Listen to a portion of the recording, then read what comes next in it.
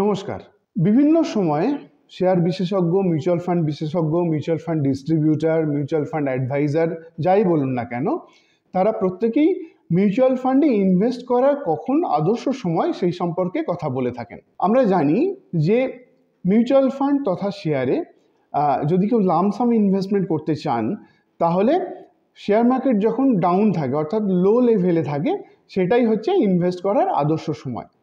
এই কারণ মিউচুয়াল ফান্ডে লামসাম ইনভেস্টমেন্ট যদি শেয়ার মার্কেট লো লেভেল করা যায়, তাহলে কম লাভে বেশি ইউনিট পাওয়া যায়। এসআইপির ক্ষেত্রেও কিন্তু একই নিয়ম প্রযোজ্য, কিন্তু এটা বলে রাখা দরকার যে এসআইপির ক্ষেত্রে অর্থাৎ সিস্টেম্যাটিক ইনভেস্টমেন্ট প্ল্যানের ক্ষেত্রে এই মার্কেট টাইমিং অটোমেটিক্যালি হয়ে যায়। আর একটা গুরুত্বপূর্ণ বিষয় হলো যে কেউ যদি মিউচুয়াল ফান্ডে লামসাম ইনভেস্টমেন্ট 5 বছর বা তার অধিক সময়ের জন্য করেন, অর্থাৎ মিডিয়াম টু লং রানের জন্য করেন, তাহলে মার্কেট টাইমিং যে সময় তিনি করুন, অর্থাৎ যে সময় তিনি মার্কেটে এন্ট্রি করুন অর্থাৎ লামসাম ইনভেস্টমেন্ট করুন, তিনি কিন্তু ভালো পার্সেন্টেজ অফ রিটার্ন পাবেন এবং একটা ভালো ওয়েলথ ক্রিয়েট করতে পারবেন। পাস্ট হিস্ট্রি কিন্তু সেই কথাই বলে। তবে লামসাম ইনভেস্টমেন্টের ক্ষেত্রে যদি মার্কেট টাইমিং সঠিকভাবে করা যায়, অর্থাৎ লো লেভেলে ইনভেস্ট করা যায়, তাহলে লং রানেও কিন্তু দেখা যায় যে টাইমিং ডিফারেন্সের জন্য একটা রিটার্ন ডিফারেন্স হতে পারে। এই তো গেল মিউচুয়াল ফান্ডে কখন টাকা রাখা উচিত সেটা।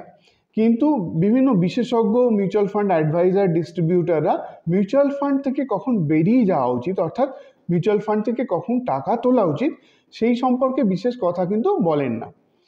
আনফর্চুনেটলি যারা ইনভেস্টার অর্থাৎ ইনভেস্ট করেন মিউচুয়াল ফান্ডে, তাদেরও কিন্তু সম্যক ধারণা নেই যে মিউচুয়াল ফান্ড থেকে কখন এক্সিট করতে হবে, অর্থাৎ মিউচুয়াল ফান্ডে রিডেমশন কখন করতে হবে। আসুন আজ আমরা এই গুরুত্বপূর্ণ অথচ উপেক্ষিত বিষয় নিয়ে আলোচনা করি। কখন মিউচুয়াল ফান্ড থেকে টাকা তোলা উচিত, এই আলোচনা করার আগে আমাদের জেনে রাখা দরকার যে আমরা মিউচুয়াল ফান্ডে ইনভেস্ট করার উদ্দেশ্য কী, অর্থাৎ আমরা মিউচুয়াল ফান্ডে কেন ইনভেস্ট করছি এবং কত সময়ের জন্য ইনভেস্ট করছি। দুঃখের বিষয় হলো প্রায় বেশিরভাগ ইনভেস্টারই এই মিউচুয়াল ফান্ডে ইনভেস্ট করার উদ্দেশ্য সম্পর্কে ওয়াকিবহাল নয়, অর্থাৎ কেন ইনভেস্ট করছি এবং কত সময়ের জন্য ইনভেস্ট করছি। যারা সুনির্দিষ্ট ফিনান্সিয়াল প্ল্যান অর্থাৎ ফিনান্সিয়াল গোল নিয়ে মিউচুয়াল ফান্ডে ইনভেস্ট করেন, তাদের একটা সার্টেন টাইমের পর অর্থাৎ মিডিয়াম টু লং রান পেরিয়ে যাওয়ার পর, যখন ফিনান্সিয়াল ড্রিম বা ফিনান্সিয়াল অব্লিগেশনগুলো, যেমন বাড়ি কেনা, গাড়ি কেনা, ছেলেমেয়ের এডুকেশন, ম্যারেজ, বিদেশ যাওয়া, এই সমস্ত যখন ফুলফিল হয়, তখনই কিন্তু মিউচুয়াল ফান্ড থেকে টাকা তোলা উচিত। যারা প্রপারলি প্ল্যান নিয়ে অর্থাৎ নির্দিষ্ট উদ্দেশ্য নিয়ে মিউচুয়াল ফান্ডে ইনভেস্ট করেন, তাদের যদি প্রপারলি মিউচুয়াল ফান্ডের এবং শেয়ার মার্কেটের বিহেভিয়ার সম্পর্কে ধারণা দেওয়া যায়, তাহলে কিন্তু তারা শর্ট রানে শেয়ার মার্কেট কারেকশন হলে প্যানিক হন না, এবং শর্ট রানিং যদি abnormal gain mutual fund provide করে, তাহলেও কিন্তু সেই অ্যাবনর্মাল গেইন তুলে নিয়ে মিউচুয়াল ফান্ড থেকে বেরিয়ে যান না। কিন্তু যাদের কোনো প্রপার প্ল্যান থাকে না, অর্থাৎ কোন উদ্দেশ্য নিয়ে আমরা মিউচুয়াল ফান্ড করছি সেটা যাদের ধারণা থাকে না, এবং যারা অন্যের কথা শুনে বা মিউচুয়াল ফান্ড ডিস্ট্রিবিউটারদের অনুরোধের চাপে মিউচুয়াল ফান্ডে ইনভেস্ট করেন, তারা কিন্তু শর্ট রানে শেয়ার মার্কেট ডাউন হলে খুব ভয় পেয়ে যান, এবং এই ভয় পেয়ে অনেকেই কিন্তু মিউচুয়াল ফান্ড থেকে এক্সিট করেন এবং একটা তিক্ত অভিজ্ঞতা নিয়ে। আবার যদি শর্ট রানে মিউচুয়াল ফান্ড খুব ভালো করে, অর্থাৎ শেয়ার মার্কেট ওপরের দিকে র্যালি পাওয়ার জন্য যদি একটা অ্যাবনর্মাল গেইন প্রোভাইড করেন, তাহলে যারা কোনো প্রপার উদ্দেশ্য বা প্ল্যান নিয়ে মিউচুয়াল ফান্ডে ইনভেস্ট করেন না, তারা এই ভাবেন অনেকে যে বাবা আর দরকার নেই, এবার টাকা নিয়ে আমি সরে পড়ি।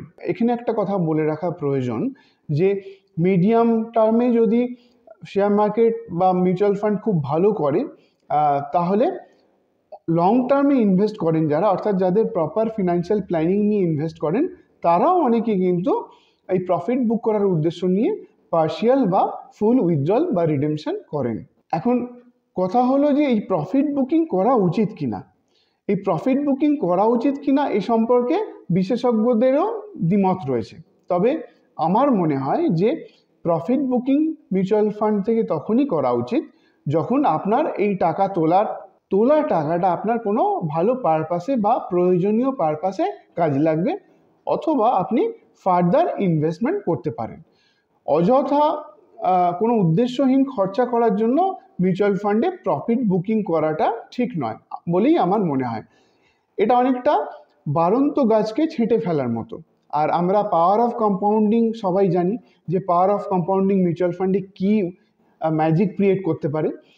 সুতরাং যদি টাকা তুলে নেওয়া হয় তাহলে সেই টাকাটা কিন্তু পাওয়ার অফ কম্পাউন্ডিং থেকে বঞ্চিত হয়। সুতরাং বলা যায় যে মিউচুয়াল ফান্ডে আমরা জানি যে মিউচুয়াল ফান্ড খুব ফ্লেক্সিবল প্রোডাক্ট, অর্থাৎ যখন খুশি টাকা তোলা যায়। কিন্তু এই ফ্লেক্সিবিলিটি এটা একটা অ্যাডভান্টেজ, অর্থাৎ ফ্লেক্সিবিলিটি আছে বলেই যে মিউচুয়াল ফান্ডে যখন খুশি টাকা তোলা যাবে বা তুলতে হবে, এটা অ্যাভেল করতে হবে এই ফ্লেক্সিবিলিটি অ্যাডভান্টেজটা, এরম কিন্তু নয়। হ্যাঁ, অবশ্যই যদি মেডিকেল এমার্জেন্সি বা অন্য কোনো এমার্জেন্সিতে আপনার টাকার দরকার হয়, তাহলে এই ফ্লেক্সিবিলিটি অর্থাৎ যখন খুশি টাকা তোলার অ্যাডভান্টেজ আপনি অবশ্যই নেবেন। কিন্তু মনে রাখতে হবে যে আপনার উদ্দেশ্য মিউচুয়াল ফান্ডে ইনভেস্ট করার সময় যেন মিডিয়াম টু লং রানে ওয়েলথ ক্রিয়েট করার জন্যই থাকে। অর্থাৎ কোনো এমার্জেন্সি বা এক্সিজেন্সি না হলে আপনি সেই টাকা তুলবেন না।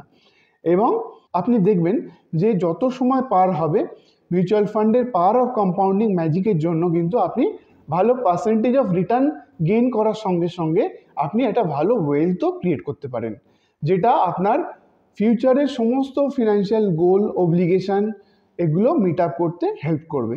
এবং আপনি যদি এই টাকাটা পরবর্তী জেনারেশনের জন্যও রেখে যেতে চান, তাহলেও কিন্তু মিউচুয়াল ফান্ড আপনাকে সেই সুযোগ মিডিয়াম টু লং রানে দেবে থ্রু পাওয়ার অফ কম্পাউন্ডিং।